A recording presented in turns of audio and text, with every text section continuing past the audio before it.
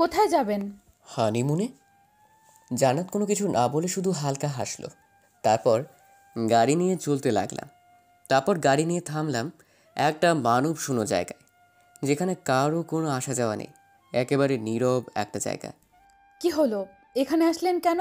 Wait, বলেই গিয়ে সেখানে লাইটগুলো জ্বালিয়ে দিলাম। জান্নাত হা করে জায়গাটায় তাকিয়ে আছে। জায়গাটা হয়তো পছন্দ হয়েছে, ওর মুখ দেখেই বোঝা যাচ্ছে পছন্দ হয়েছে। হুম, ভীষণ। আসলে এই জায়গাটায় গাছ সারি করে লাগানো, আর গাছগুলোতে নানা রঙের লাইট আর ঝাড়বাতি দিয়ে সাজানো। বাগানের সবগুলো গাছই সুন্দর করে সাজানো। রাতে জায়গাটা অনেক সুন্দর লাগে। আর এটা হলো আমার ফেভারিট জায়গা। কলেজ লাইফে আমরা সব বন্ধু মিলে এখানে আড্ডা দিতাম। এখন এতটা আসা হয় না। আর আজকে জান্নাতকে নিয়ে আসলাম। জান্নাত গাড়ি থেকে নেমে চারদিকটা হেঁটে দেখতে লাগলো। আমি বসে বসে জান্নাতকে দেখতে লাগলাম। এই পর্যন্ত সিজন প্রথমে শুনেছেন, এখন দ্বিতীয় সিজনে বাকি অংশ পাবেন। আর যারা প্রথম সিজন শুনেন নাই তারা গল্পের কিছু বুঝতে পারবেন না, তাই প্রথম সিজন আগে শুনে আসুন। প্রথম সিজন চ্যানেলেই দেওয়া আছে। হঠাৎ জান্নাত এসে আমাকে জড়িয়ে ধরলো। আমি রীতিমতো টাসকি খেয়ে গেলাম ওর এভাবে জড়িয়ে ধরা দেখে। আবার ভাবলাম বাইরের দেশে জড়িয়ে ধরাটা কমন ব্যাপার, তাই এতটা সিরিয়াস হলাম না। কি হলো, এভাবে জড়িয়ে ধরলেন কেন? আপনাকে একটা কথা বলবো আমি। বলেন। আমি আপনাকে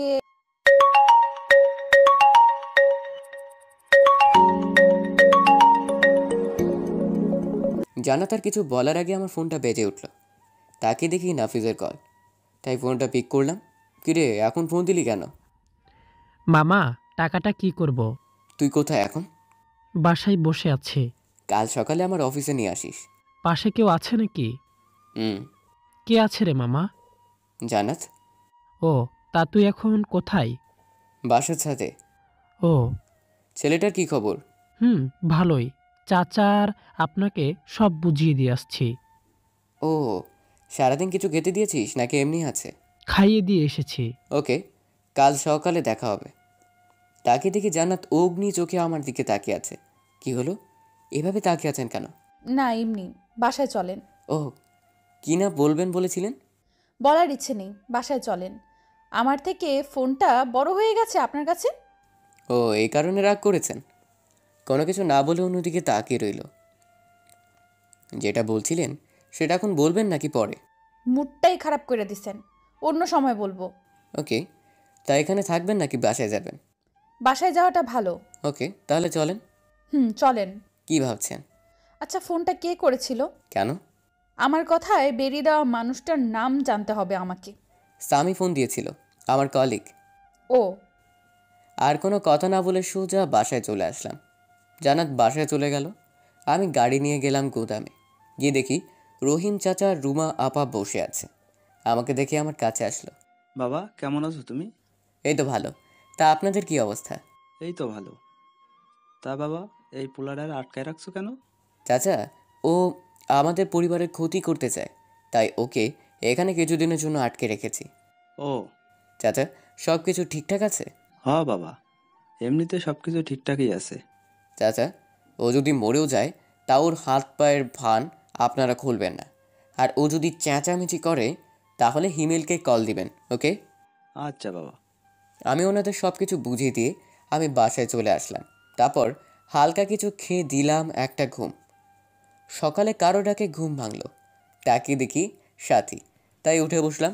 কি হলো, অফিসে যাবে না? হুম। তা হঠাৎ সকাল সকাল আমার রুমে? না, এমনি। ও, তোমার প্রতিশোধ নেওয়ার ইচ্ছে কি মরে গেছে নাকি? এমনটা মনে হওয়ার কারণটা কি? প্রায় 3 মাস হয়ে গেল এই বাড়িতে আসলে, তাও এখনও কোনো ক্ষতি করলে না? নাকি আমাদের পরিবারের ভালোবাসায় তোমাকে বদলে দিয়েছে? কোনটা? সেটা সময় বলে দিবে, আপাতত তুমি অফিসে ওকে, যাও। বলে উঠে চলে গেলাম ওয়াশরুমে। রেডি হয়ে গেলাম নিচে। নাস্তা করে অফিসে চলে গেলাম। সারাদিন কাজ করে বিকেলে বাসায় আসলাম। বাসায় এসে ফ্রেশ হয়ে নিচে বসে বসে অপেক্ষা করতে লাগলাম কোরিয়ার জন্য। প্রায় সন্ধ্যার দিকে কুরিয়ারটা আসলো। রুমে নিয়ে পেপারগুলো চেক করে নিলাম। তারপর সেটাকে লকারে রেখে দিলাম। এখন সুযোগ খুঁজতে হবে জান্নাতের থেকে সাইনটা করিয়ে নেওয়ার। সন্ধ্যায় বসে বসে মোবাইল টিপতেছিলাম, তখনই জান্নাত আসলো। সারাদিন কোথায় ছিলেন? কেন, অফিসে? ও, এটা বলেই জান্নাত আমার পাশে শুয়ে পড়ল। আমি কিছুটা অবাক হয়ে যাই ওর এমন আচরণ দেখে। আমি বিছানা থেকে উঠে সোফায় গিয়ে বসলাম। জান্নাত কেমন করে যেন আমার দিকে তাকিয়ে আছে। ওই, আপনি এখান থেকে উঠে গেলেন কেন? দেখেন, এটা বাংলাদেশ। এখানে অবিবাহিতা দুজন ছেলে মেয়ে একসাথে শুয়ে থাকলে সমস্যা। আপনিও কি এটা মনে করেন? আমি মনে করি না, কিন্তু আমার দাদু আগের কালের মানুষ। আর বিশেষ করে তোমার আপু দেখলে তো কি না কি ভাববে, অথবা ভাইয়া দেখলে ভাববে আমি ওনার শালির সাথে লাইন মারছি। ইসলামিক দৃষ্টিতে পাশে শোয়া তো দূরের কথা, দেখা করা পর্যন্ত হারাম। জানাত কিছু না বলে মুখটা বাঁকিয়ে ভেঙচি কাটলো। আচ্ছা, আপনি এখানে আসার কারণটা জানতে পারি? কারণটাই তো কালকে বলতে চেয়েছিলাম, কিন্তু আপনি শোনেননি। তা এখন বলা যাবে? না, আবার সময় আসলে বলবো। তা কবে আসবে সময়টা? এখানে আসেন, তারপর বলবো। না, আগে বলেন। আপনি আসবেন না আমি আসব? মানে? মানে হলো, আমি আপনার পাশে বসে সেই কথাটা বলতে চাই। কেন, কি এমন কথা যে পাশে বসে বলতে হবে? সেটা বলার জন্যই তো বসতে চাই। ওকে, আসেন। না, যে কথাটা বলবো সেটার জন্য এই জায়গাটা পারফেক্ট না। মানে? জান্নাতের কথা কিছুই মাথায় ঢুকছে না। মানে কথাটা সুন্দর একটা জায়গায় বলতে হবে। কি এমন কথা যে বলার জন্য মুড বা জায়গা পারফেক্ট হতে হবে? সময় হলে বলবো। ও, তা এখন কি করবেন? বয়ফ্রেন্ড থাকলে ঘুরতে যেতাম, কিন্তু এখন বাসাতেই থাকতে হবে। এত খোঁচা দিয়ে কথা বলছেন কেন? এমনি। আচ্ছা চলেন না, বাইরে থেকে ঘুরে আসি। বয়ফ্রেন্ড বানানোর ধান্দা নাকি? কিছুক্ষণের জন্য ওই রকমই। এখন চলেন, বাইরে ডিনার করে আসবো একেবারে। ওকে, আপনি বসেন, আমি রেডি হয়ে আসি। বলেই ফ্রেশ হতে চলে গেলাম। ফ্রেশ হয়ে রেডি হয়ে নিচে গিয়ে দেখি জান্নাত এখনও আসেনি। তাই সবার সাথে আমিও একটা আড্ডা দিতে বসে গেলাম। ভাইয়া, ম্যানেজারের কী খবর?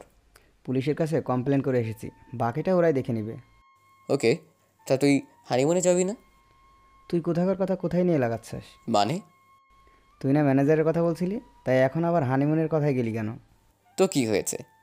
তুমি যাবি কবে সেটা বল। না রাখ, আব্বুকে বলে দেখি। বলে আব্বুকে ডাক দিলাম। ভাইয়া আটকাতে গিয়েও পারল না। আব্বু, ভাইয়া আর ভাবি হানিমুনে যাবে না? হুম, ভালো কথা মনে করিয়েছিস। ওই হুসাইন, তুই কি শুরু করলি? ওদেরকে হানিমুনে পাঠানোর ব্যবস্থা করতেছি আমি। এই তো, আমার আব্বুর মতো কথা বলছো। আব্বু, তুমি ওর পাগলামিতে তাল দিচ্ছ? তুই চুপ থাক। কি নিয়ে কথা হচ্ছে? তোমার দুলাভাইকে হানিমুনে পাঠানোর প্ল্যান করছি। ও তাই নাকি? দুলাভাই গিয়ে কয়েকদিন বাইরে গিয়ে ঘুরে আসেন।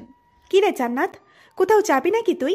আপাতত আমি বাইরে যাব, কিন্তু কিছুদিন পর তোকে বাইরে পাঠানো হবে। মানে? তোদেরকে হানিমুনে পাঠানো হবে। সাথীর মুখটা লজ্জায় লাল নীল হলুদ হয়ে গেল। সাথী এখানে আর না দাঁড়িয়ে চলে গেল রুমে। ওকে, তোমরা থাকো, আমি একটু বাইরে যাব। আমাকে প্যারায় ফেলে চলে যাচ্ছিস? আমিও তোকে দেখে নিব। আচ্ছা, দেখে নিস। বলেই বাইরে চলে আসলাম। জান্নাত তো চলে আসলো আমার পিছু পিছু। দুজনে এসে গাড়িতে বসলাম। তা কোথায় যাবেন বলেন? আপনি যেখানে নিয়ে যাবেন সেখানে। চলেন আপাতত গিয়ে একটু ঘুরে আসি সিনেমা হল থেকে। বাস্তবে সিনেমা হলে কোনো দিন যায়নি। সিনেমা হল এখনো চলে এদেশে? কি মনে হয়? বলে গাড়ি স্টার্ট দিয়ে চালাতে লাগলাম। আচ্ছা, এখন কি মুভি চলবে? আসেন, আপাতত গিয়ে ফিল্ম দেখি, পরে না হয় ডিনার করব। আপনি কি এর আগেও কখনো মেয়ে নিয়ে গিয়েছিলেন কখনো সিনেমা হলে? মানে? মানে আমার আপুকে নিয়ে বা তার আগে গার্লফ্রেন্ড নিয়ে গিয়েছিলেন সিনেমা হলে? গিয়েছি, তবে মেয়ে নিয়ে যাইনি। আপনাকে নিয়েই প্রথম যাব। ওকে। তারপর দুজনে গিয়ে বসলাম সিনেমা দেখার জন্য একটা কোনার সাইডে। সিনেমা শেষ হলে দুজনে বাইরে বের হলাম। তারপর গিয়ে দুজনে ডিনার করে নিলাম। তারপর বাসায় ফিরে আসলাম। Thank you so much. Thanks কেন? এই যে আপনার জন্য এত সুন্দর একটা সময় কাটালাম, তার জন্য, বুঝছেন? ও, ওয়েলকাম। তারপর দুজন বাসায় চলে আসলাম। আমি গিয়ে ফ্রেশ হয়ে ঘুমিয়ে গেলাম। সকালে আম্মুর ডাকে ঘুম ভাঙলো। তারপর উঠে ফ্রেশ হয়ে নিচে গিয়ে রেডি হয়ে গেলাম। গিয়ে নাস্তা করে অফিসে চলে গেলাম। অফিসের কাজ শেষ করে বাসায় চলে আসলাম। ফ্রেশ হয়ে 4-5 দিনে সাথী বিশেষ কারোর সাথে কথাই বলিনি, তাই শান্তি পেলাম একটু। ল্যাপটপের সিকিউরিটি লক পাল্টে আবার রেখে দিলাম। তারপর নিচে গেলাম। সবাই সেখানে বসে আছে, তাই আমিও গিয়ে বসে গেলাম। সাকুয়াত, এবার তো বিয়েটা করে ফেল দাদু ভাই। সময় হলে করব। আর বিয়ে করব আমি। তোমার এত তাড়া কেন? না, তোর ভাই। কি হলো? ভাইয়া কি? বলতে গিয়ে থেমে গেলে কেন? না, কিছু না। তুই বিয়ে করবি কবে সেটা বল। সময় হলে করব, কিন্তু তোমাদেরকে যে ভাইয়া পাম দিতেছে সেটা বুঝছি। অযথা মিথ্যা বলবি না। হুম, সেটা দাদুর কথা শুনেই বুঝেছি যে কে তলে তলে পাম দিচ্ছে। দিচ্ছি তো। এত বড় হয়ে গেছিস, এখনো বিয়ে করছিস না, তো কি বলবো? তুই সকালের কাহিনীটার প্রতিশোধ নিতেছস, তাই না? হুম। তোর জন্য কতগুলো বিয়ে ভাঙলাম আমি, আর তুই এখন আমার বিপক্ষে রেখেছিস। মুখ ফসকে বের হয়ে গেছে। কথাটা শোনার সাথে সাথেই আম্মু আব্বু দাদু সহ বাকি সবাই চমকে তাকালো। ব্যাপারটা বুঝতে পেরে আমি জিহ্বায় কামড় দিয়ে ফেললাম। কি বললি তুই? না কিছু না, আমি এখন বাইরে যাব বলেই তাড়াতাড়ি বাইরে চলে আসলাম। তারপর গাড়িতে বসে বসে মনের আনন্দে গান গাইতে লাগলাম। তখনই কেউ একজন গাড়িতে উঠে বসলো। তাকিয়ে তাকিয়ে দেখি জান্নাত। আরে আপনি এখানে? আপনি তো দুলাভাইকে চিপায় ফেলে দিয়ে চলে আসছেন। কিভাবে? যেই কথাটা বলে এসেছেন সেটা নিয়ে এখন সবাই হাজারটা প্রশ্ন করতেছে, আর ভাইয়া উত্তর দিতে দিতে জান বের হচ্ছে। আমার পিছনে লাগতে আসলে এমনই হয়। আচ্ছা, এখন কি করবেন সেটা বলেন। এখন ভিতরে গিয়ে খাওয়া দাওয়া করে তারপর সবাইকে আরও কিছু ধাপ্পা দিয়ে ঘুমাবো। জান্নাত কোনো কিছু না বলে আমার দিকে তাকিয়ে একটু হাসলো শুধু। তারপর দুজনে বাসার ভিতরে গেলাম। ভাইয়া আমার দিকে আগুনের দৃষ্টি নিয়ে তাকিয়ে আছে, তাই বেশি কথা না বলে খেতে বসে গেলাম। খাওয়া দাওয়া শেষ করে আবার গিয়ে সবার সাথে বসলাম। কি হলো, এভাবে তাকিয়ে আছো কেন? এমনি। আচ্ছা দাদু ভাই, তুই যে বলেছিলি তুই নাকি কোনো মেয়েকে পছন্দ করিস, তাকে আমাদের সাথে পরিচয় করিয়ে দিবি না? পরিচয় হয়ে কি করবে? আরে, ওদের পরিবারের সাথে তোর বিয়ের কথাবার্তা ফাইনাল করতে হবে না? সময় হলে বলবো। সময় হবে কবে? জানি না বলে উঠে রুমে চলে গেলাম। সারাদিন অনেক মজা করেছি অফিসে, তাই আর বেশি চিন্তা না করে দিলাম একটা ঘুম। সকালে আম্মুটাকে ঘুম ভাঙলো। কিরে, উঠবি না? অফিসের টাইম হয়ে গেছে। আজকে শুক্রবার, উঠে নাস্তা করে নে। আর তোর আব্বু তোকে ডাকছে। তুমি যাও, আমি আসছি বলে উঠে ফ্রেশ হতে চলে গেলাম। নাস্তা করার সময় নিচে গিয়ে দেখি সবাই বসে আছে, তাই সবার সাথে আমিও বসে গেলাম। আব্বু ডেকেছিলে নাকি? হুম। কেন? সবাই আমাদের পরিবারের রীতি সম্পর্কে জানো নিশ্চয়ই। হুম। সো সাথী যেহেতু বংশের বড় বউ, তাই সাথীকে এই বাড়ির সব দায়িত্ব দিয়ে দেওয়ার সিদ্ধান্ত নিয়েছি। আর তাকে আমরা আমাদের জমির ভাগ থেকে কিছু অংশ লিখে দিব। আব্বু, আমি কি করে? পারবে মা? আর তোমার শাশুড়ি তো আছেই। সাথী আর কিছুই বললো না, সবাই চুপচাপ বসে রইল। এটা বলার জন্যই ডেকেছিলে? হুম। এটা সবাইকে বলার কি আছে? আমি তো মনে করেছি কি না কি বলবে। আর এটা বলার কি আছে? শুধু শুধু আমার ঘুমটা নষ্ট করেছো। চুপ করে খা। ওকে বলেই চুপচাপ খেয়ে নিলাম। মনে মনে ভয় একটাই, সাথী হাতে পরিবারের সব দায়িত্ব যাচ্ছে, আল্লাহ জানে আগে কি হয়। এসব ভাবতে ভাবতে রুমে গিয়ে শুয়ে পড়লাম। হঠাৎ সাথী রুমে আসলো, তাই উঠে বসলাম। পরিবারের দায়িত্ব তো আমার হাতে চলে আসতেছে, এখন কি করবে তুমি? সাথী, তুমি আমাকে এখনও ঠিকভাবে চিনোনি। আমাকে রাগেও না, তাহলে তোমাকে শূন্য করে ফেলবো তোমাকে। ওরে, আমি তো ভয় পাইছি। এসব নাটক আমার সামনে না করাই ভালো। আর তুমি রাগলে কি করতে পারবে আমার? সেটা তোমাকে আমি সময় হলেই দেখাবো। আর তুমি সবাইকে যে ভুল বুঝতেছো এটা তুমি নিজেও জানো না। আমি তো ভুলই বুঝি। আর তোমরা সবাই মিলে আমার আব্বুর যা করেছিলে তা ঠিক ছিল না। আমি আগেও বলেছি, তোমার আব্বুর সাথে যা হয়েছে তার জন্য দাদা দায়ী। ওকে, তা ওই বুড়া মরার পর তোমরা একবারও আব্বুকে ফিরে আসতে বলনি কেন? দাদির এই কথাটা আমার কলিজায় লাগলো। ঠিকই তো, দাদা মরার পর তো ছোট চাচাকে আসতে বলা হয়নি কেন? সাথীর কথাটা ভাবাতে লাগলো আমাকে। কি হলো, কথার উত্তর নেই কেন? তোমার কথাটা সত্যি, কিন্তু এটার উত্তর আমি সবার কাছ থেকে চাইবো। তুমি শুধু দেখে যাও। দেখো, আমাকে বুঝাতে এসো না। তোমরা সবাই মিলে আমার আব্বুকে বাইরে বের করে দিয়েছিলে, আর আমি এটার প্রতিশোধ না নিয়ে থামবো না। ওকে, যা করার করে নিও, কিন্তু আমি তো আছি নাকি, এটা মনে রেখো, তাহলেই হবে। ওকে জনাব। আর কিছু না বলে আমি শুয়ে পড়লাম। সাথেও চলে গেল। কিছুক্ষণের মাঝে ঘুমিয়ে গেলাম, কিন্তু বেশিক্ষণ ঘুমাতে পারলাম না। কেউ একজন কানে সুরসুরি দেওয়ায় ঘুমটা ভেঙে গেল। তাকে দেখি জান্নাত পাশে বসে হাসতেছে। আমি কোনো কিছু না বলে জান্নাতের দিকে এক দৃষ্টিতে ওর হাসিটা দেখতে লাগলাম আর ভাবতে লাগলাম, মেয়েটা সত্যিই পড়ি, হাসলেও অনেক সুন্দর লাগে মেয়েটাকে। এসব ভাবতেছিলাম, তখনই মাথায় একটা বুদ্ধি আসলো। জান্নাতকে এখন খুব প্রয়োজন আমার, ওকে হাতিয়ার বানানোর টাইম হয়ে এসেছে। এসব ভাবছিলাম, তখনই জান্নাতের ধাক্কায় হুঁশ ফিরল। ওই কি ভাবতেছে না তো? আপনার মায়াবী হাসিটাই হারিয়ে গিয়েছিলাম। বাহ, পাল্টানোর ট্রাই করতেছেন নাকি? কিছুটা ওই রকমই। ওকে। আচ্ছা, সন্ধে কি ফ্রি আছেন নাকি? কেন? আপনাকে নিয়ে এক জায়গায় যাব। কোথায়? সেটা সন্ধ্যায় বলবো। ওকে, তাহলে আপনি ঘুমান, পরে কথা হবে। সারাদিন শেষে সন্ধ্যায় জান্নাতকে নিয়ে বাহির থেকে ঘুরে আসলাম। বাসা আসতে দেখি সবাই বসে আছে। উপরে গিয়ে ফ্রেশ হয়ে নিচে আসলাম, সবার সাথে বসলাম গল্প করার জন্য। কিরে, তোর বিয়ের কি খবর? মানে? আমার ছোট বৌমাকে কবে দেখা করাবি আমার সাথে? সত্যি করে বলো তো, তোমরা আমার ভালোবাসাকে কি মেনে নিবে? কেন নিব না বোকা? তাহলে দাদু, আমার কিছু প্রশ্নের উত্তর দাও তো। বল। তোমরা সবাই মিলে যদি আমার ভালোবাসাটাকে মেনে নিতে পারো, তাহলে আমাদের ছোট আব্বুর ভালোবাসাটাকে মেনে নাওনি কেন? কথাটা শুনে দাদু সহ সবাই একটা বড় সড়ো ধাক্কা খেলো। আমার দিকে চুমকে তাকালো। কি হলো, উত্তর দাও। দেখ, তখন তো দাদা সব কিছু করেছিল। আমি অনেক বলেছি ওনাকে, কিন্তু উনি শোনেননি আমার কথা। দাদা মারা যাওয়ার পর ওনাদের ফিরে আসতে বলনি কেন? আমরা অনেক খুঁজেছি তোর ছোট চাচাকে, কিন্তু কোনো খোঁজ মেলেনি তার। জানি না ও কোথায় আছে, কেমন আছে। আমি সাথীর দিকে তাকিয়ে দেখি সাথীর চোখেও হালকা পানি। সাথীর দাদুর দিকে তাকিয়ে আছে। দেখো, খুঁজলে নাকি সব মিলে, আর তোমরা ছোট চাচাকে খুঁজে পাওনি কেন? দেখ, আমরা তো ছোট চাচাকে পুরো বাংলাদেশ খুঁজেছি, খবরের কাগজেও দিয়েছি, কিন্তু পাইনি। ওকে, এবার আমি খুঁজবো চাচাকে, আর তোমরা দেখো শুধু। আর আমার পছন্দের মেয়ে নেই, ঠিক আছে? বলে উপরে চলে আসলাম। তারপর রুমে গিয়ে বসেছিলাম, তখনই জান্নাত রুমে আসলো। আচ্ছা, আপনি কি বললেন? আমি কিছুই বুঝলাম না। আরে আসলে আমার একটা ছোট আব্বু। জান্নাতকে সব খুলে বললাম। শুধু বললাম না, জান্নাতের আব্বুই আমার ছোট চাচা। এটা ঘটনাটা আমি আগেও শুনেছি মনে হচ্ছে। কি জানি। আচ্ছা, আপনি থাকেন, আমি গেলাম। বসে বসে মোবাইল টিপতেছিলাম, তখনই সাথী রুমে আসলো কফি নিয়ে।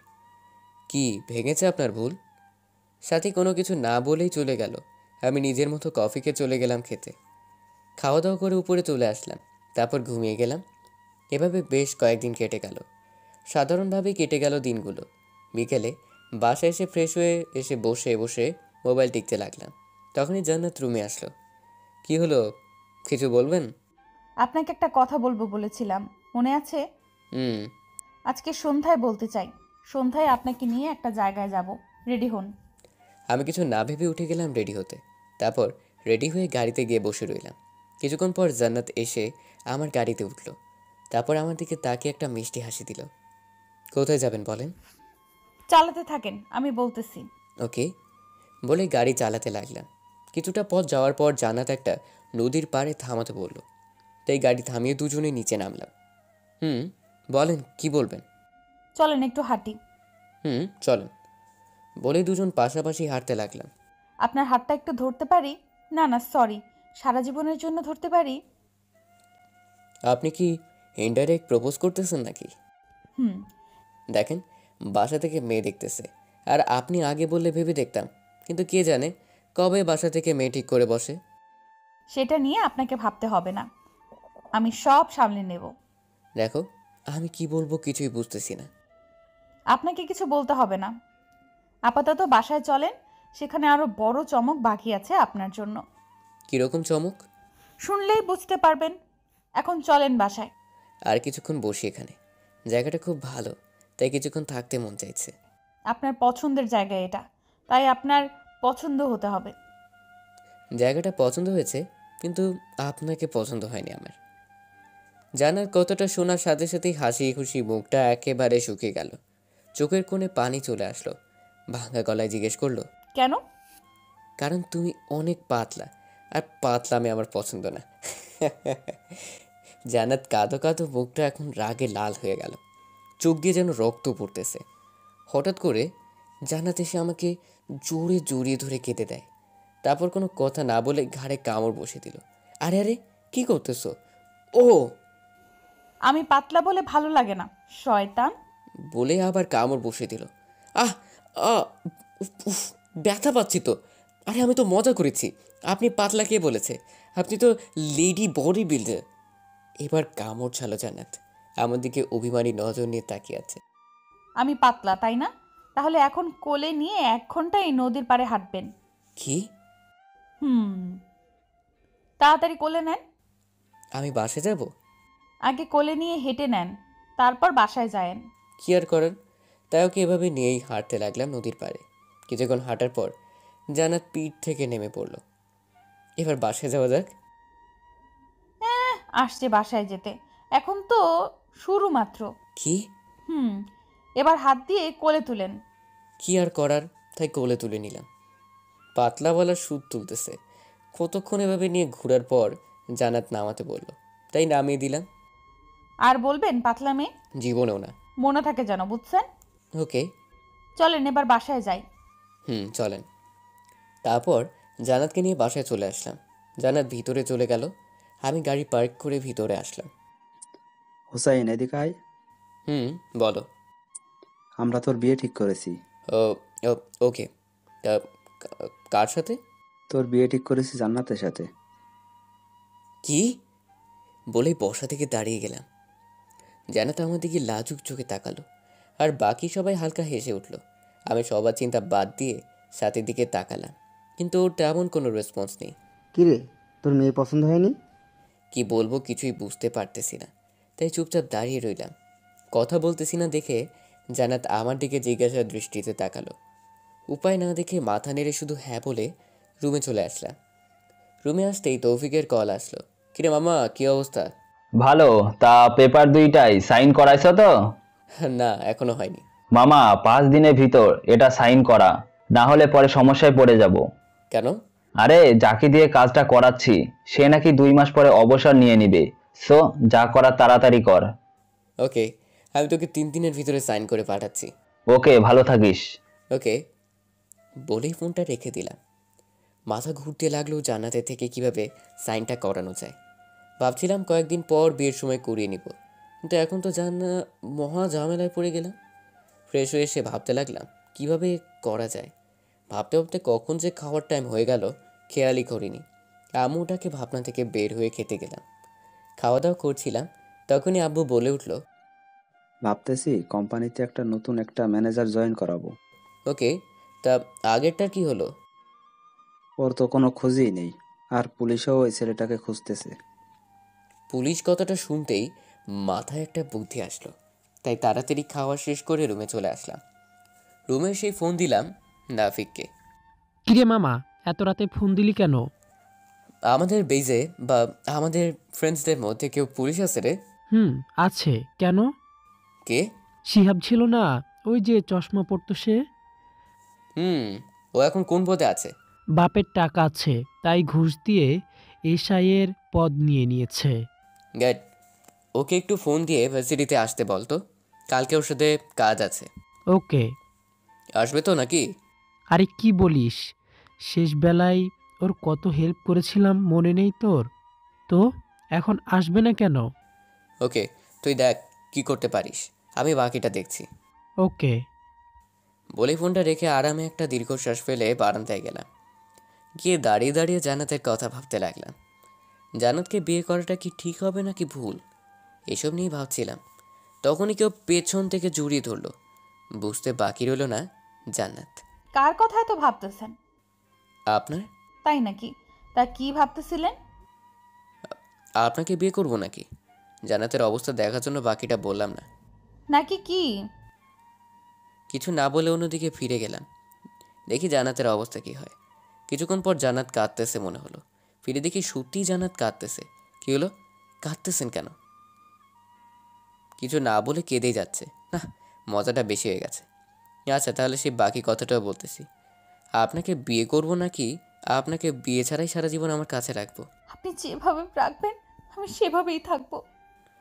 ওলে ওলে, থাক, এখন আর কাঁদতে হবে না। শয়তান, কি হলো, মারলেন কেন? আমাকে কাঁদিয়েছেন তাই। ওকে, অনেক রাত হয়ে গেছে, এখন রুমে যান। আমি তো আমার রুমেই আছি। মানে? মানে কয়েকদিন পর থেকে তো এটা আমারই হবে। সো কাল যেটা হতে যাচ্ছে তাই আগে থেকেই অভ্যাস করে নেওয়া ভালো না? ওরে আল্লাহ, বলে কি মেয়েটা? কি বলি সেটা বুঝতে হবে না। এখন আসেন, ঘুমাতে হবে। আয় আয় আয়, যান রুমে যান। চুপ, আসেন। রুমে এসে জান্নাত খাটে শুয়ে গেল। তারপর হাতের ইশারায় কাছে ডাকতে লাগলো, সরি, আপনি থাকেন এই রুমে, আমি গিয়ে অন্য রুমে ঘুমাবো। বলেই দরজার দিকে আসতে লাগলাম। তখনই জান্নাত এসে দরজায় দাঁড়িয়ে গেল। বুঝেছি, আপনাকে বিয়ের পরেই বাগে আনতে হবে। বুঝতে পারার জন্য ধন্যবাদ।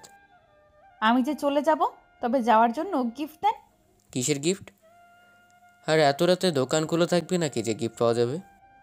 পুরো দোকানটাই সামনে, আর বলে গিফট নাকি পাওয়া যাবে না। কি বুঝাতে চাইছেন? বলবো না করে দেখাবো? মানে বলেন। জান্নাতের নজরটা কেমন যেন খারাপ হতে লাগলো। তারপর হাঁটি হাঁটি পায়ে আমার দিকে এগোতে লাগলো। ওকে, তাহলে আগে পানি খেয়ে নিই, তারপর বলবো। বলে গ্লাস থেকে পানি খেয়ে খাটের সামনে এসে দাঁড়ালো। শেষ, তাহলে এবার বিদায় হন। বিদায় হওয়ার গিফটটা তো লাগবে নাকি? বলেন কি গিফট? ওকে, একটা কিস করেন, তাহলে আমি চলে যাব। হ্যাঁ, কি? কি না জি? না, এটা আমি পারবো না। ওকে, তাহলে আমিও যাব না। কাকে ডাকবেন ডেকে নেন। কি করব কিছুই বুঝতে পারতেছি না। আর জিমে না দিলে এখন সারা বাড়ি মাথায় তুলে রাখবে। ওই কি এত ভাবতেছেন? না, কিছু না। দিবেন না এখানেই শুয়ে পড়বো, অনেক ঘুম পেয়েছে।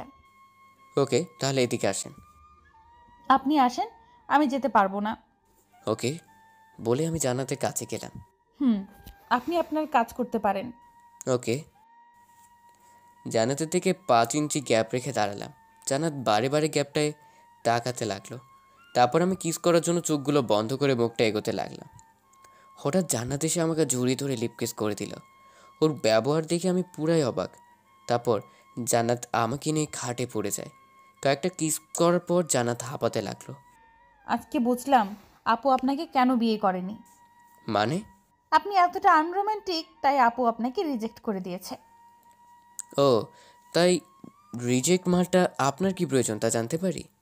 সেটা বিয়ের পরে বলবো, এখন সরুন, ঘুমাতে যেতে হবে। আমি বেশি চিন্তা না করে ফ্রেশ হতে চলে গেলাম। হ্যাঁ, লিপস্টিক এত বাজে টেস্টটা আজকেও বুঝলাম। যাই হোক, ফ্রেশ হয়ে এসে ঘুমাতে চলে গেলাম। সকালে আম্মুর ডাকে ঘুম ভাঙলো, তাই উঠে ফ্রেশ হয়ে এসে নাস্তা করে অফিসের জন্য বেরিয়ে গেলাম। রাস্তায় জান্নাতকে নিয়ে করা প্ল্যানটা নাফিসকে বুঝিয়ে দিলাম। তারপর অফিসে কাজ করতে লাগলাম। দুপুরের পরে হিমেল ফোন দিয়ে বলল সঞ্জিত নাকি রাজি হয়ে গেছে, তাই বাকি প্ল্যানটাও বলতে। তারপর অফিস থেকে বেরিয়ে সোজা চলে গেলাম ক্লাবে। কিরে শিহাব, কি খবর? ভালো। তা তোকে সব কিছু বুঝিয়ে দিয়েছে না নাফিস? তারপর তুই? শিহাবকে বাকি প্ল্যানটাও বলে দিলাম। ওকে। আরেকটা কথা, তোর বড় ভাই কি ফাইন্যান্স নিয়ে পড়েছিল না? কেন? এখন কি করে? চাকরি করে নাকি এখনও বেকার? বেকারই। ঠিক আছে, আমাদের অফিসে পাঠিয়ে দিস। আমি তোর ভাইয়ের ট্যালেন্ট দেখেছি, ম্যানেজারের চাকরি হয়ে যাবে। কি বলিস মামা? শিহাবের চোখে হালকা পানি জমে গেল, কিছুটা আবেগী হয়তো হয়ে গেছে। আচ্ছা, আমি আব্বুকে সব বলে দিচ্ছি, তুই পাঠিয়ে দিস কালকে। ওকে? মামা তুই আজকেও আমাকে উপকার করলি, আমি তো ঋণ। ধুর, কি বলতেছিস? আর তোর ভাইয়াকে বলিস এখান থেকে যেন রাগটা কমিয়ে নেয়, কারণ তার হাতের নিচে এখন 20-40 জন কাজ করবে না, পুরো একটা কোম্পানির লোক কাজ করবে। সো ওনাকে একটু বুঝিয়ে বলিস ওনার চাকরিগুলো গেছে রাগের কারণে, সেটা আমি জানি। তাহলে আমি এখন যাই, পরে কথা হবে। বলি সেখান থেকে বেরিয়ে গেলাম। এরপর আর অফিসে না গিয়ে বাসায় চলে আসলাম 3টার দিকে। প্রচুর খিদে পেয়েছে, তাই আম্মুকে ডাকতে তার রুমে যাই। আম্মুর রুমে উকি দিয়ে দেখি ঘুমাচ্ছে, তাই আর ডাকলাম না। ভাবির রুমেও আর যাইনি। টেবিলে কী আছে দেখেই ফ্রেশ হতে চলে গেলাম। ফ্রেশ হয়ে নিচে এসে চমকে গেলাম। এসে দেখি সব কিছু সুন্দর করে সাজানো, কিন্তু আশেপাশে কাউকেই দেখতে পাচ্ছি না। প্রচুর খিদে পাওয়ায় আর বেশি চিন্তা করলাম না। হয়তো সাথী দেখেছে এসেছি, তাই হয়তো এসব রেডি করে দিয়ে চলে গেছে। খেতে বসে গেলাম। কিছুক্ষণ পর হঠাৎ গ্লাসের দিকে নজর গেল, চিরকুটের মতো একটা জিনিস রাখা, তাই হাতে নিলাম। কে এই চিরকুট রাখলো? কিছুটা উৎসাহী হয়ে খুললাম। খুলে আমি অবাক হয়ে গেলাম যে এটা জান্নাত। তাই আর কিছুই বললাম না। কি হলো, কিছু বলতেছেন না কেন? কি বলবো? কি বলবেন মানে? থ্যাঙ্কসও দিবেন না? থ্যাঙ্কস কেন দিব? কেন দিবেন মানে? এত কষ্ট করে সবকিছু রেডি করে খেতে দিলাম, আর আপনি কিনা একটা থ্যাঙ্কসও দিবেন না? আমি কোনো পাগল বা পাগলিকে থ্যাঙ্কস দেই না। মানে? মানে হলো চিরকুটে হাতে ধরিয়ে দিলাম। ও আচ্ছা, থাক, লাগবে না আপনার ধন্যবাদ, থাকেন, আমি গেলাম। জান্নাত চলে গেল। আমি খাওয়া দাওয়া শেষ করে রুমে গিয়ে দেখি জান্নাত শুয়ে আছে। লকার থেকে পেপারগুলো ব্যাগে নিয়ে নিলাম। জান্নাত এখন ওভাবেই শুয়ে আছে। আচ্ছা থ্যাঙ্কস লাগবে নাকি কিস? কোনটা লাগবে? জান্নাত আমার দিকে ভূত দেখার মতো চমকে তাকালো। কি হলো বলেন? আপনি যা দেন। ওকে, তাহলে সন্ধ্যায় লেকের পাড়ে গাড়ি নিয়ে চলে যায়। ওকে, তা আপনি কি এখন কোথাও যাবেন নাকি? একটু অফিসে যাব, সন্ধ্যায় আপনাকে নিয়ে ঘুরতে যাব, তারপর রাতে একেবারে বাহিরে খেয়ে বাসায় আসবো। ওকে। তারপর বাসা থেকে বেরিয়ে শিহাবকে সব কাগজগুলো বুঝিয়ে দিয়ে আমি চলে গেলাম লেকের পাড়ে। আর জানি জান্নাত এখন পর্যন্ত আসতে পারবে না, তাও যদি চলে আসে তাই বসে রইলাম। সন্ধ্যা 8টার দিকে জান্নাত ফোন দিল, তাই রিসিভ করলাম তাড়াতাড়ি। জান্নাত কোথায় আপনি? জান্নাত কিছু না বলে কাঁদতে লাগলো। জানি এটা হওয়ার কথা, তাই বেশি একটা অবাক হয়নি। তারপরে এমনভাবে কথা বলেছি যেন জান্নাতের সন্দেহ না হয়। জান্নাত কি হয়েছে বলো আমাকে। আমাকে পুলিশ থানায় নিয়ে এসেছে। কেন? আপনার কাছে আসার সময় রাস্তায় দুজনকে লিফট দিয়েছিলাম, তারা নাকি সন্ত্রাসী, আর তাদের সাথে আমাকেও পুলিশ ধরে নিয়ে এসেছে। আচ্ছা, কোন থানায় আছেন আপনি? থানায়। ওকে, আমি আসতেছি, তুই চিন্তা করো না বলি ফোনটা রেখে দিলাম। তারপর গাড়ি নিয়ে রওনা দিলাম থানায়। এবার আমাদের প্ল্যানটা আপনাদেরকে বলি। আমি জান্নাতকে ফোন দিয়ে লেকের পাড়ে ডাকবো। তারপর রাস্তায় দুটো লোক জান্নাতের গাড়ির কাছে হেল্প চাইবে। জান্নাত যা দয়ালু তাতে নিশ্চিত লিফট দিবে। তারপর শিহাব এসে ওই দুজনকে ধরে নিয়ে যাবে, সাথে জান্নাতকেও ধরে নিয়ে যাবে। আমি গেলে শিহাব আমাকে বন্ধু বলে গলায় জড়িয়ে ধরবে। বাকিটা ওইখানে গেলেই জানতে পাবেন। আমি থানায় এসে পৌঁছে গেলাম। ভিতরে গিয়ে হালকা একটু অবাক হয়ে গেলাম। আব্বু ভাইয়া আর সাথেও থানায় এসে হাজির হয়ে আছে। ব্যাপারটা এখন একটু সমস্যাই হয়ে গেছে। তখন শিহাব ভেতর থেকে বাইরে আসলো, এসেই ভাব নিয়ে আব্বু আর ভাইকে বলল, কি হলো, আপনারা এখনো যাননি? যান, গিয়ে উকিল নিয়ে আসেন। আমি ইশারা দিলাম বাকিটা শুরু করতে। ওই, তুই হুসাইন না? স্যার। আমাকে চিনিস নাই? আরে আমি শিহাব, ব্যাটারি বলতি, আমাকে মনে আছে? ও হ্যাঁ। ওরা কি হয় তোর? আব্বু, ভাইয়া আর ভাবি, সবার সাথে পরিচয় করে দিলাম। ও আঙ্কেল বসেন, দাঁড়িয়ে আছেন কেন? মেয়েটা কি হয় তোর? তোদের ভাবি হইব? কি বলিস, আগে বলবি না আমাকে? তারপর শিহাব একজনকে বলল জান্নাতকে বাহিরে আনতে। তারপর উনি জান্নাতকে বাহিরে বের করে আনে। আচ্ছা হুসাইন, তুই একটু আমার সাথে আয়। চল বলেই দুজনেও রুমে গেলাম। কিরে, কাগজগুলো সব রেডি তো? সব কিছু ওকে, এখন শুধু শেষ খেলাটা দেখব। কিছুক্ষণ পর জান্নাত শুধু ডাকবি, আর বাকিদের ভেতরে আনার দরকার নেই, কারণ তারা এই ব্যাপারে কিছুই জানে না। ওকে। তারপর কিছুক্ষণ বসে বসে সিগারেট খেয়ে নিলাম একটা। তারপর জান্নাতকে ভিতরে ডাকলাম। জান্নাত আসলো, কিন্তু হালকা ভয় পেয়ে আছে। সরি ভাবি, আমি জানতাম না আপনি হুসাইনের হবু বউ। জান্নাত কিছুই বলল না। আচ্ছা, এখানে 4টা সাইন করে আপনি বাসায় চলে যান, আর কোনো সমস্যা হবে না। আমি জান্নাতের হাত থেকে পেপারগুলো নিয়ে ভালো করে দেখে নিলাম। তারপর জান্নাতকে দিলাম। জান্নাত সাইন করে দাও। জান্নাত তাড়াতাড়ি সাইন করে দিল। তারপর সেগুলো শিহাবের কাছে দিলাম। জান্নাত তুমি গিয়ে গাড়িতে বসো, আমি আসতেছি। জান্নাত কিছু না বলে চলে গেল। তুই তো সিনেমায় চান্স পাবি, এত ভালো অ্যাক্টিং করিস তুই। পুলিশের চাকরি যথেষ্ট, এত বেশি কাজ করলে সেই টাকা খাবে কে? আচ্ছা এখন যাই, পরে কথা হবে। ওকে, পেপারসগুলো কি করব, নিয়ে যা। তারপর বের হয়ে এসে গাড়ির সামনে দাঁড়ালাম। সবাই চুপচাপ হয়ে বসে আছে। কি হলো, মুড অফ কেন সবার? কি হয়ে গেল এই সময়টায়? ভাইয়া তুমি এখন এটা নিয়ে পড়ে আছো? আরে আমি থাকতে আমার পরিবারের কেউ চুল পরিমাণও ক্ষতি করতে পারবে না, এটা সব সময় মনে রেখো। সাথে দিকে আর চোখে তাকিয়ে বললাম, চল এখন। কোথায় যাব? বাসায়। আজকে বাইরে ডিনার করবো, এটা ফাইনাল। আম্মু বাসায় একা। তাহলে চলো তাকে নিয়ে আসি, তারপর গিয়ে ডিনার করব, তাহলে সবার মন চাঙ্গা হয়ে যাবে। তাহলে আম্মুকে ফোন দিয়ে বলো রেডি হয়ে থাকতে। আর তোমরা যাও, আমি আসতেছি ওই গাড়িতে। ওকে জান্নাত, তুমিও ওর সাথে চলে যাও। ওকে। ওকে, তোমরা যাও, আমি আসতেছি বলেই গাড়ি থেকে সরে দাঁড়ালাম। তারপর ওরা গাড়ি নিয়ে চলে গেল। জান্নাত আর আমি গিয়ে উঠে বসলাম গাড়িতে। আপনি ঠিক আছেন? মাথা নেড়ে হ্যাঁ বলল। এদিকে আসো। জান্নাত চুপচাপ কাছে চলে আসলো। কপালে একটা ভালোবাসার পরও শিখে দিলাম। জান্নাত হালকা কেঁপে উঠল। শুনো, অজানা কাউকে লিফট দিতে নেই, আর দিলেও এমার্জেন্সি বা অ্যাক্সিডেন্ট করার ব্যাপারে সাহায্য করবে, না হলে এসবে ফেসে যাবে। ওকে। আর একটা কথা, আমার বউকে সবাই চিনে রাখার দরকার, না হলে কিভাবে হবে? আর আজকে থেকে তোমার কোনো চিন্তা নেই। কোনো সমস্যা হলে তো তোমার পুলিশ দেবর আছেই, ফোন দিবে, চলে যাবে সে। জান্নাত হালকা করে হাসলো। দেখেছ তোমার হবু স্বামী কত ফেমাস? আমাকে বিয়ে করলে সব চিন্তা আমার হয়ে যাবে। পাগলটা। সব ভয় শেষ? হিম্মত দেওয়ার মানুষ পাশে থাকলে ভয় থাকবে কিভাবে? তাহলে সব চিন্তা বাদ দিয়ে চলেন, খাওয়া দাওয়া করে আসি, তাহলে পেটে আগুন লেগে যাবে। গাড়ি কি আমি চালাবো নাকি? আপনার ড্রাইভিং সিটে তো আপনি বসে আছেন। ও চলেন বলে গাড়ি নিয়ে চলে গেলাম সোজা রেস্টুরেন্টে। সবাই মিলে খাওয়া দাওয়া করে নিলাম। তারপর বাসায় চলে আসলাম। রুমে গিয়ে ফ্রেশ হয়ে বসে বসে মোবাইল টিপতে লাগলাম। তখনই সাথী রুমের দরজায় টোকা দিল। আরে ভাবি, আসেন। কি করছো? এই তো বসে আছি। তা হঠাৎ কি মনে করে? ধন্যবাদ দিতে এসেছি। কেন? জান্নাতকে এত বড় একটা দুর্ঘটনা থেকে বাঁচানোর জন্য। জি, আমি গাড়ির সামনে দাঁড়িয়ে কি বলেছি সেটা কি আপনার কান দিয়ে যায়নি? আমি এখন আসি। ভাবি, একটা কথা জানার ছিল। কি কথা? আপনার হঠাৎ করে কি হলো? আমার কি হবে? আমি তো ঠিকই আছি। না মানে, যে নাকি আমাকে বা আমার পরিবারকে সহ্য করতে পারে না, সে নাকি তার বোনকে আমার হাতে তুলে দিচ্ছে।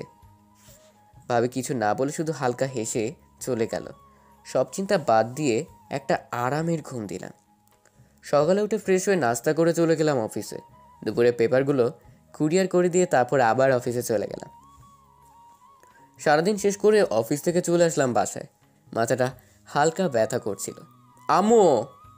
কিছুক্ষণ পর আম্মু সে হাজির। কিরে এভাবে চিল্লাচ্ছিস কেন?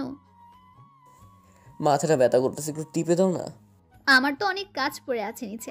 আচ্ছা তুই শুয়ে থাক, আমি আসছি। ওকে। শুয়ে শুয়ে মোবাইল টিপতেছিলাম, তখনই জান্নাত রুমে আসলো। কি খবর? আজকে কোথায় সারাদিন? অফিসে কাজ ছিল, তাই বিজি ছিলাম।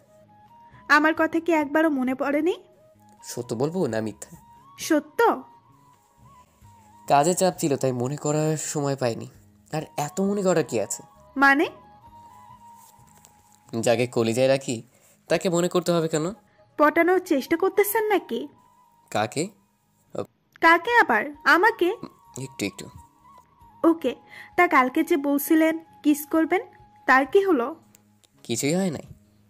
তাহলে এখন দিয়ে দেন। থাক, বাসি জিনিস খাওয়ার দরকার নেই। জোর করতে হবে না। তাহলে দেন। দিব, কিন্তু একটা শর্ত আছে। আবার কি সত্য? আমার মাথাটা হালকা ব্যথা করছে, আপনাকে চুলগুলো হালকা টেনে দিতে হবে। ওকে। তাহলে ওইখানে দাঁড়িয়ে আছেন কেন? এদিকে আসেন। আসছি।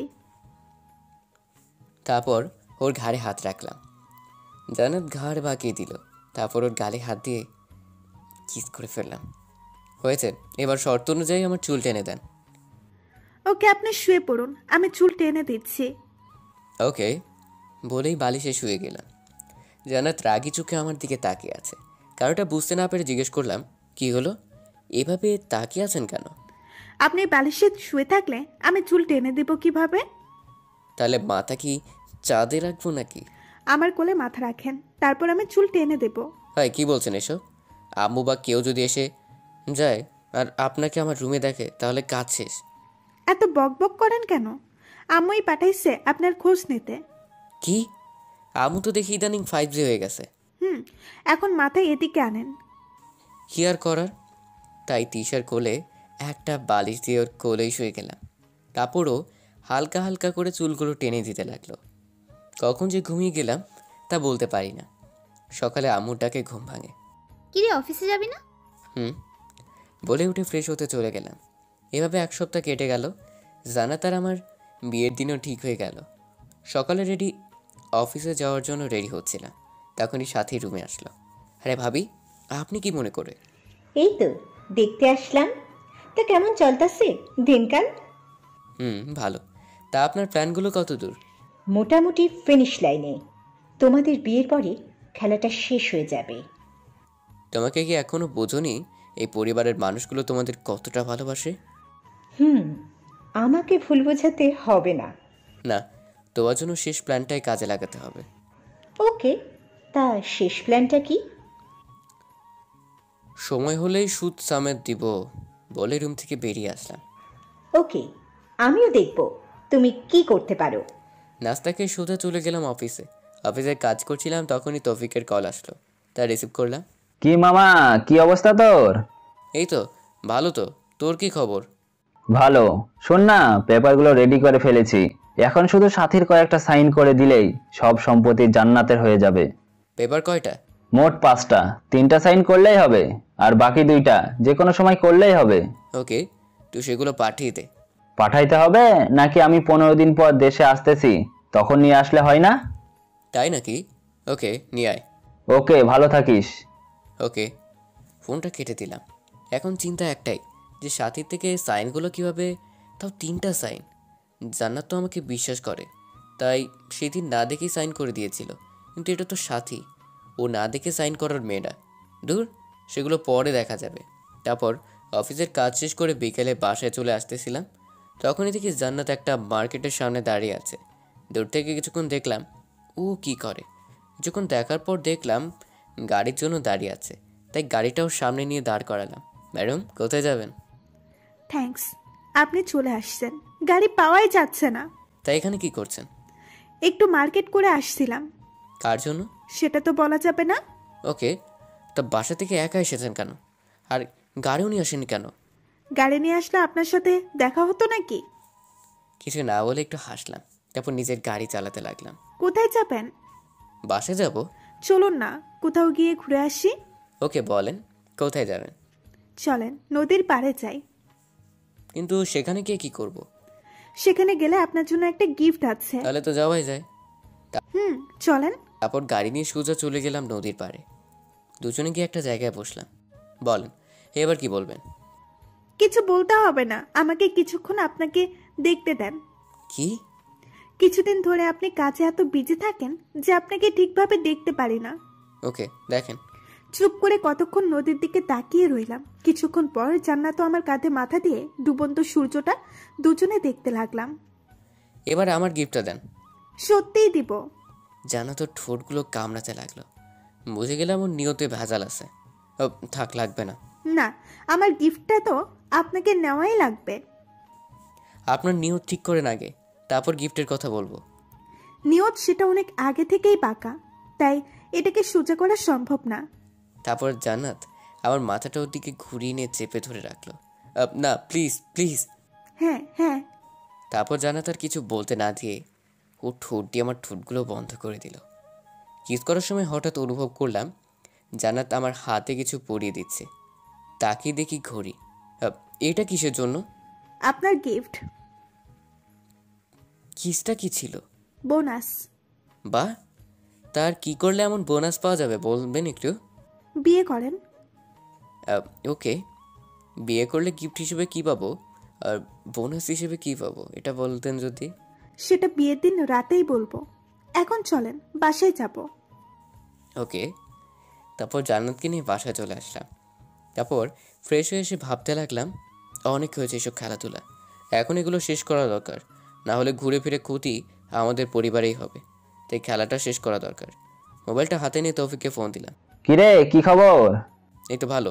শোন না, তোকে আর একটা কাজ করে দিতে হবে। কি কাজ বল? তুই কোনোভাবে ইউকের ভিসার ব্যবস্থা কর। কার জন্য? আমাকে একটু এখানে আসতে হবে। তুই আসবি কেন? সেটা আসার পর বলি। বেশি দিন না, 3-4 দিনের জন্য মাত্র, তারপর আবার ফিরে আসবো। ওকে, আয়। তাহলে দুজনে একসাথেই দেশে ফিরবো। আর আমি 2 দিনের ভিতর ভিসার ব্যবস্থা করতেছি। তুই পাসপোর্ট নিয়ে অফিসে জমা দিয়ে আয়। 4-5 দিনে সব ওকে হয়ে যাবে। ওকে, তাহলে এখন রাখি, পরে কথা হবে। বলেই ফোনটা রেখে দিলাম। তারপর আর কি, মোবাইলটা নিয়ে ফেসবুকে ঢুকে একটা গল্প লিখছিলাম। তখনই দরজায় কেউ কড়া নাড়ল।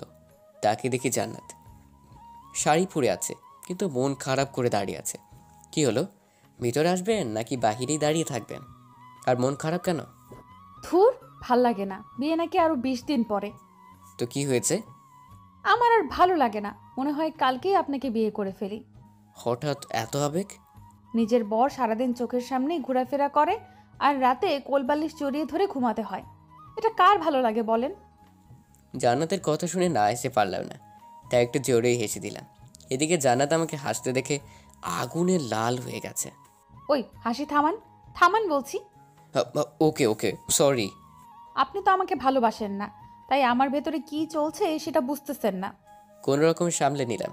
ওকে, তাহলে এবার এদিকে আসেন। কেন? আদর করবো তাই। থাক, লাগবে না আমার আপনার দেখানো আদর। তারপর আমি উঠে ওর সামনে গিয়ে দাঁড়ালাম। দুজনের মাঝে কয়েক ইঞ্চি ব্যবধান মাত্র। জান্নাত মাথা নিচু করে দাঁড়িয়ে আছে। জান্নাত হঠাৎ পিছনের দিকে ঘুরে দিলাম। তারপর এক হাত ওর পেটে ধরে টান দিয়ে নিজের সাথে মিশিয়ে নিলাম।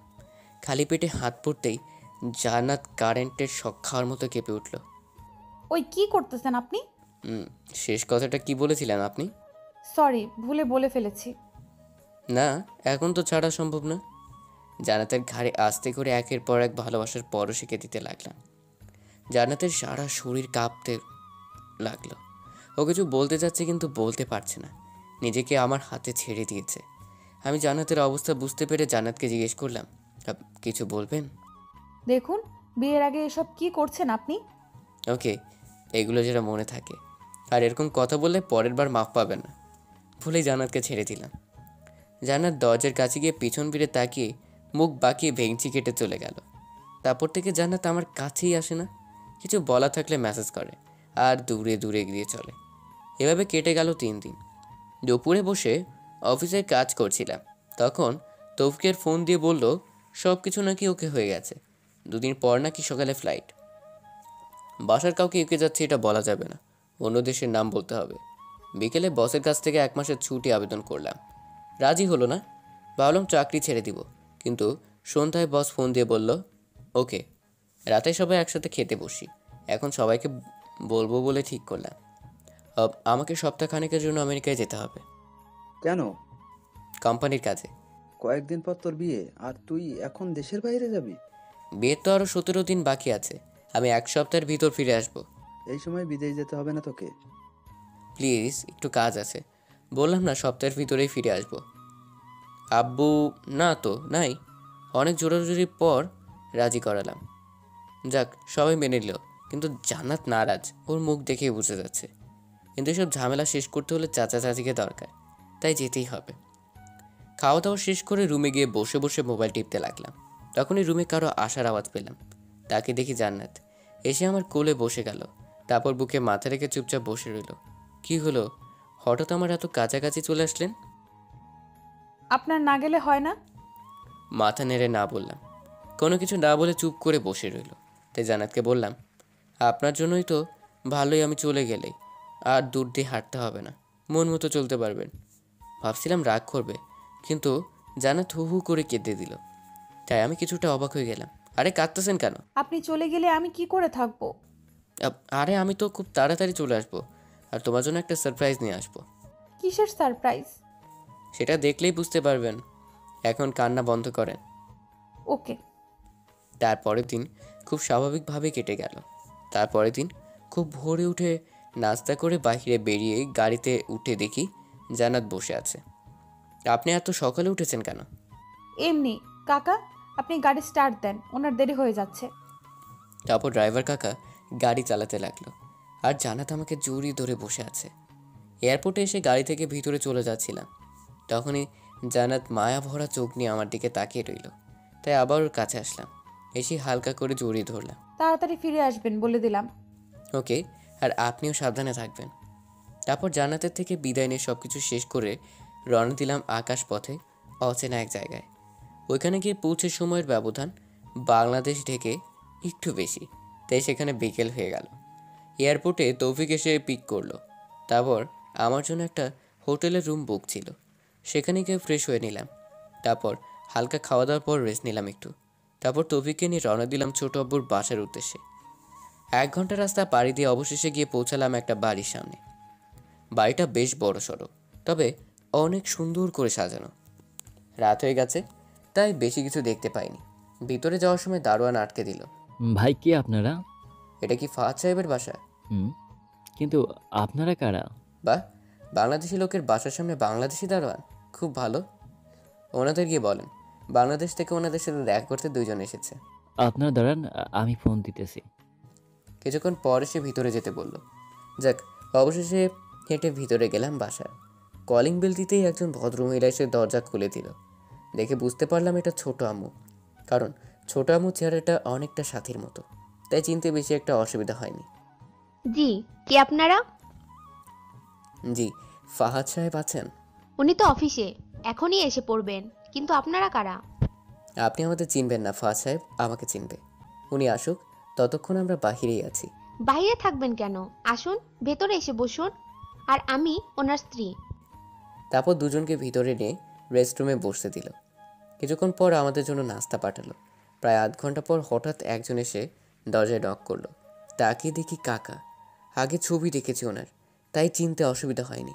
জি, কে আপনারা? নিজের ভাইয়ের ছেলেকে চিনতে পারতেছেন না? ছোট আব্বু মনে হয় আকাশ থেকে পড়লো। অবাক চোখে আমার দিকে তাকিয়ে রইল। কিছুক্ষণ পর কাকার চোখের পানি দেখতে পেলাম। তুই কি অভি না হুসাইন? হুসাইন। তুই এত বড় হয়ে গেছিস, এতদিন আমার কথা মনে পড়লো? বলে ছোট আব্বু এসে আমাকে জড়িয়ে ধরে আবেগে কেঁদে ফেললো। তারপর ছোট আব্বুকে সামলে নিয়ে একটা চেয়ারে বসালাম। তুই আমাকে খুঁজে পেলি কিভাবে? সব বলবো, এখন প্রচুর খিদে পেয়েছে। এখন চলেন আগে কিছু খেয়ে নিই, আর আপনার সাথে আমার কথাও আছে। ওকে, আয়। তারপর ছোট আম্মুকে ডেকে আনলো। একে চিনতে পেরেছো? ছোট আম্মু কিছুক্ষণ তাকানোর পর না বলল। ও হলো হুসাইন, ভাইয়ের ছোট ছেলে। ছোট আব্বু অবাক হয়ে তাকিয়ে রইল, হয়তো ঠিকভাবে বুঝে উঠতে পারিনি। তুমি গিয়ে খাবার দাও আমাদের সবার জন্য। ছোট আম্মু মাথা নেড়ে চলে গেল। তারপর আমি আর ছোট আব্বু গিয়ে সোফায় বসলাম। বাসার সবাই কেমন আছে? এই তো ভালো। আব্বু কেমন আছে? দাদা তো 7 বছর আগেই মারা গেছে। কি? দাদু আছে এখন শুধু। তোমাকে দেখার জন্য দাদু এখনও কান্না করে। উনি তোমার কথা আমাদের বলতো, তাই আমাদের বিয়ের আগে তোমাদের বাসায় নিয়ে যেতে এসেছি। কি যাবে না? যাব।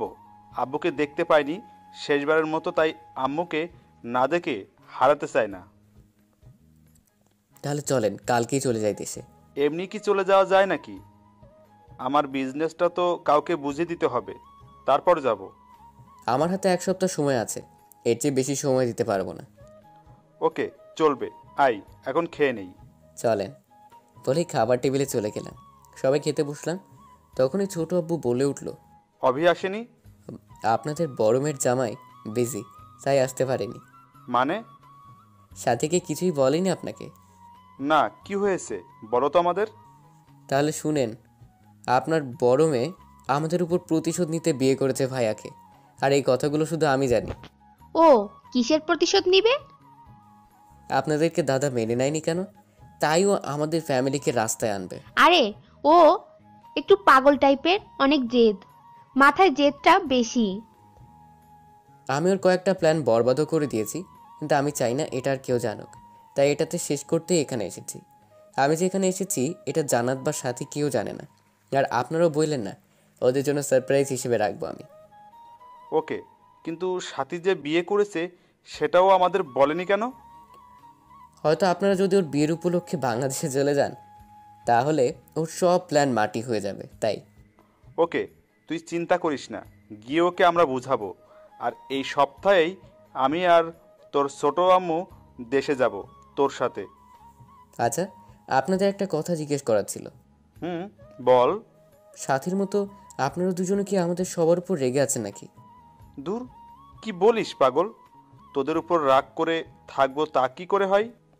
আসলে তখন আমি বাবার উপর রাগ দেখিয়ে বাড়ি ছেড়ে চলে এসেছিলাম, কিন্তু তুই এসেছিস, এতে আমি কত খুশি হয়েছি তা বলে বোঝাতে পারবো না। ওকে, তাহলে আপনি সব কাজ গুছিয়ে নেন, আমি ততদিন শহরটা ঘুরে নিই। ওকে। তারপর খাওয়া দাওয়া করে রুমে গিয়ে দিলাম এক ঘুম। তারপর 6 দিন আরামে ঘুরে ফিরে শহরটা দেখে নিলাম। তারপর কাজ সব শেষ করে নিল তৌফিকেও সব গুছিয়ে নিল এইদিকে। এরপর 4 জন মিলে রওনা নিজ দেশে। কাউকে দেশে আসতেছি বললাম না, জান্নাতকেও বললাম না, নাহলে এয়ারপোর্টে গিয়ে বসে থাকবে পাগলিটা। এখানে সে কাকা ছোট আব্বুকে হোটেলে রেখে গুছিয়ে রেখে বাসায় আসতে রাত হয়ে গেল। সবাই আমাকে দেখে অবাক হয়ে গেল।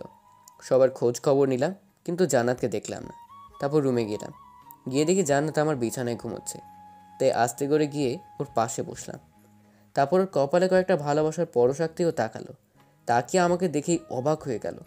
ঘুম থেকে লাফিয়ে উঠে আমাকে জড়িয়ে ধরলো। তারপর ওকে বুঝিয়ে দিয়ে ফ্রেশ হতে চলে গেলাম। তারপর খাওয়া দাওয়া করে দিলাম এক ঘুম। প্রচুর টায়ার্ড ছিলাম, তাই তাড়াতাড়ি ঘুমিয়ে গেলাম। সকালে আম্মুটাকে ঘুম ভাঙলো। তারপর উঠে ফ্রেশ হয়ে নিচে গেলাম নাস্তা করতে। সবাই সেখানে বসে আছে, তাই আমিও গিয়ে বসে গেলাম। ভাই কি আজকে অফিসে যাবে? কেন? না, ভাবিকে নিয়ে একটু মার্কেটে যাব, একটা শাড়ি কিনবো। তাই। শাড়ি কার জন্য কিনবি? তোমার জন্য কিনবো, লাগবে। ভাবিকে নিয়ে শপিং যাব বলাতে এত প্রশ্ন করা শুরু করেছো? ধুর পাগল, তোর ভাবি তোর যেখানে মন চাই নিয়ে যাবি, কিন্তু এই প্রথম তুই শাড়ি কিনবি শুনে অবাক হলাম। বিয়ে করতেছি ভাইয়া, বুঝতে হইব। ও, ওকে নিয়ে যা তোর ভাবিকে। ভাবি আপনার কোনো আপত্তি আছে? সাথী কি বলবে বুঝতে না পেরে রাজি হয়ে গেল। নাস্তা শেষ করে কিছুক্ষণ পর সাথীকে নিয়ে বেরিয়ে গেলাম ছোর সাথে দেখা করতে। নাটক করার কারণ কি? তোমাকে সারপ্রাইজ দিতে নিয়ে এসেছি। ও, তা কি সারপ্রাইজ? জায়গায় গেলেই দেখতে পাবে। ওকে। তারপর গাড়ি নিয়ে হোটেলে পার্ক করে ভিতরে গেলাম। সাথে হয়তো উল্টো কিছু একটা ভাবতেছে। তুমি আমাকে এখানে নিয়ে আসলে কেন? আরে তুমি যা ভাবতেছো তার কিছুই হবে না, তোমাকে দুজনের সাথে দেখা করতে এনেছি। সাথে আর কিছুই বললো না। তারপর ছোট আব্বু রুমের দরজায় কলিং বেল দেওয়ার পর ছোট আম্মু এসে দরজা খুলে দিল। সাথী ছোট আম্মুকে দেখে একটা শক খেলো। তারপর ওকে নিয়ে ভিতরে গেলাম। কিরে সাথী, হুসাইন যা বলছে তা সব কি সত্যি? সাথী কিছু না বলে চুপচাপ মাথা নিচু করে বসে আছে। দেখ মা, ওনারা আমার বাবা মা, ভাই, ভাবি। ওনাদের ক্ষতি মানে আমার ক্ষতি। আমি তোকে ছোটবেলায় তোকে সব বলেছিলাম, যেন আমি যদি বেঁচে না থাকি তুই যেন ওনাদের কাছে ফিরে আসতে পারিস। আর এখন নাকি ওনাদেরই ক্ষতি করতে চাচ্ছিস। সাথী এখনও চুপ হয়ে আছে। ছোট আব্বু তাকে বোঝাতে লাগলো আমার সব শোনার মন চাইল না, তাই নিচে এসে গাড়িতে বসে রইলাম। প্রায় আধ ঘন্টা পর সাথী এসে গাড়িতে উঠল। কোনো কথা না বলে গাড়ি নিয়ে সোজা বাসায় গেলাম। সাথী নেমে যাওয়ার সময় বললাম জান্নাত যেন জানতে না পারে ছোট আব্বু আম্মুর কথা, ওর জন্য সারপ্রাইজ আছে। সাথী কিছু না বলে ভিতরে চলে গেল। আমিও রুমে চলে গেলাম। গিয়ে দেখি জান্নাত বসে বসে মোবাইল টিপছে, তাই চলে গেলাম ফ্রেশ হতে। এসেই জান্নাতের পাশে শুয়ে গেলাম। আপনি কেমন জানি বদলে গেছেন। আবার একই কথা, কি করলাম আমি? বিদেশ থেকে এসে আমাকে একবারও আদর করেছেন? তো আসেন এবার আদর করি বলেই টান দিয়ে শুইয়ে দিলাম। জান্নাত চোখ বন্ধ করে চুপচাপ শুয়ে রইল। আমি উঠে গিয়ে দরজা বন্ধ করে আসলাম। এবার বলেন আপনার কি কি আদর লাগবে? আপনাকে আদর করতে হবে না, আপনি শুধু চুপচাপ শুয়ে থাকেন, আমি আপনাকে জড়িয়ে ধরে ঘুমাতে চাই। ওকে বলেই শুয়ে গেলাম। জান্নাত আমাকে জড়িয়ে ধরে শুয়ে গেল। আমি মোবাইল নিয়ে টিপতে লাগলাম। আপনার জন্য সারপ্রাইজ আছে বলেছিলাম, মনে আছে? বিকেলে সারপ্রাইজ দিতে নিয়ে যাব, রেডি থাকেন। ওকে। বিকেলে জান্নাতকে নিয়ে গেলাম হোটেলে। জান্নাত ওনাদের দেখেই অবাক হয়ে গেল। তারপর ওনাদের কথা শেষ হলে ওনাদের আজকেই নিয়ে যাব বলে ঠিক করলাম। তারপর সব কিছু গুছিয়ে নিতে লাগলাম। জান্নাত আমার দিকে তাকিয়ে মুচকি হাসতে লাগলো। সব কিছু রেডি করে জান্নাত একটা ব্যাগ নিয়ে নিচে পাঠিয়ে দিলাম। এই সুযোগে ছোট আব্বু আম্মুকে বলে দিলাম আমি আপনারা দুজন আর সাথী ছাড়া এসব ঘটনাগুলো কেউ জানে না। আমি চাই আর কেউ যেন না জানে। এগুলো নিচে ছিল, নিচেই দাফন করে দিব, সো প্লিজ। ওকে বাবা। তারপর ফোনটা বের করে ভাইয়াকে ফোন দিলাম। কিরে, এখন ফোন দিয়েছিস কেন? ভাইয়া তুমি আব্বুকে নিয়ে এক্ষুনি বাসায় চলে আসো, ছোট একটা সমস্যার সমাধান করতে হবে। সো এমার্জেন্সি আব্বুকে নিয়ে বাসায় আসো, আমি আসছি। তুই কোথায় আর কি হয়েছে? তোমরা এক্ষুনি আসো, আমি এসে সব বলছি বলে ফোনটা কেটে দিলাম। তারপর ওনাদের দিয়ে রওনা দিলাম বাড়ির দিকে। আব্বু, তোমাদের হবু জামাইকে তোমাদের কেমন লেগেছে? মা, তোর পছন্দই আমাদের পছন্দ। আর হুসাইন তো অনেক ভালো ছেলে। আমি অনেক ভালোবাসি ওকে।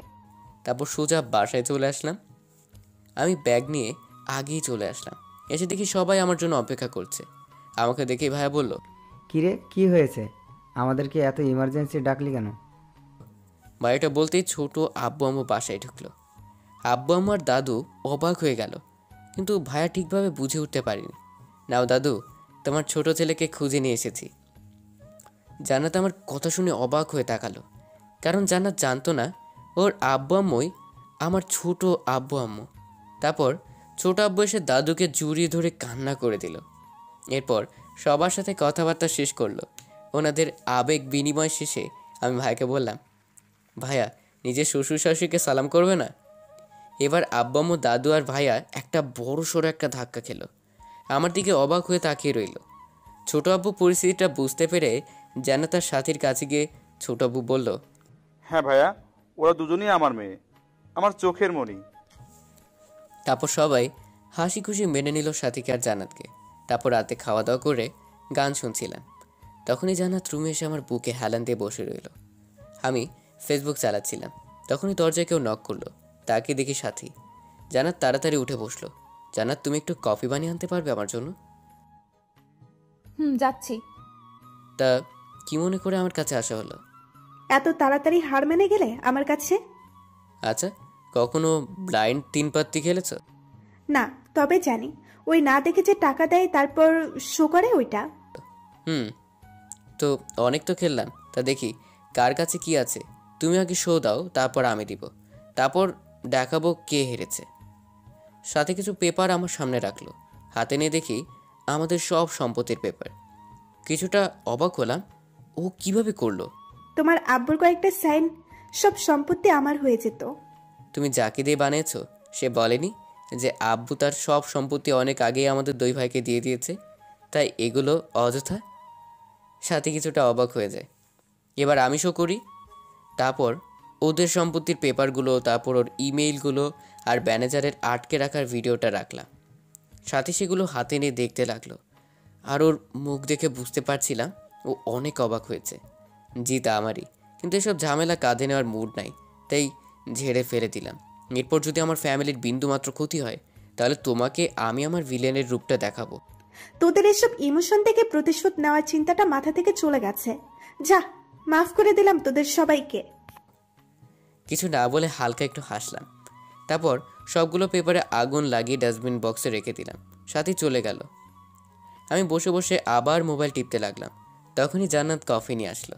আপু কেন এসেছিল? তুমি নাকি বিয়েটা করতে চাও না, এটা বলতে এসেছিল। কি? আপু মিথ্যা বলেছে? আমি এখনই আপুকে ডেকে আনতেছি। আরে আমি মজা করতেছিলাম। ভাবি ধন্যবাদ দিতে এসেছিল তোমাদের বাবা মাকে নিয়ে আসার জন্য। শয়তান, ভয় পাওয়াইয়া দিয়েছিলেন। সত্যি? আচ্ছা, আগুনে কি পোড়ালেন? ও, পুরনো দুশ্মনী। মানে এগুলো কন্ট্রাক্ট বাতিল প্রজেক্টের ফাইল, তাই পুড়িয়ে দিয়েছে। ও, তা এখন কি করবেন? আপনাকে আদর বলে টান মেরে শুইয়ে দিলাম। তারপর 6 দিন এমনিতেই চলে গেল। সবাই হাসি খুশি চলতেছে। সবাই মিলে থাকার মজাই আলাদা। বিয়েটাও শেষ হয়ে গেল। ভাইয়ের সাথী এনে রুমের ভিতর দিয়ে গেল। তাকে দেখি জান্নাত বিয়ের সব ড্রেস খুলে নর্মাল কাপড় পরে শুয়ে আছে চাদর মুড়ি দিয়ে। কিছুটা অবাক হলাম, এভাবে শুয়ে আছেন কেন? তো কি করব, সারা রাত আপনার জন্য বসে থাকবো? বাজে কয়টা দেখেন তো। নতুন বউয়ের এভাবে কথা বলা মানায় না। ঠিক আছে চলেন, এবার আমার গিফট দেন। কিসের গিফট? মনে আছে বলেছিলেন বিয়ে করলে নাকি অনেক বড় গিফট দিবেন। ওকে, তাহলে বিয়ে করে আমাকে পেয়েছেন আর গিফট হিসেবে আমি সারা জীবনের জন্য নিজেকে আপনার নামে লিখে দিলাম। ওকে, তাহলে এত বড় সুযোগ হাতছাড়া করে লাভ নেই। সুযোগের সদ্ব্যবহার করাই ভালো। মিস করাটা বোকামি হবে। মিস করতে কে বলেছে? বলে আমার কলারে টান দিয়ে খাটে ফেলে দিল। তারপর আর কিছু বলার আগেই ওর ঠোঁট দিয়ে আমার কথা বলা বন্ধ করে দিল। তারপর কি হয় জানতে বসে আছেন তাই না? বিয়ে করলে জানবেন। আর যারা করেছেন তারা তো সত্যি গল্পটা বড় হয়ে গেছে। এত বড় গল্প ভালো না। গল্পটা কেমন হয়েছে একটি গঠনমূলক কমেন্ট করে জানাতে ভুলবেন না।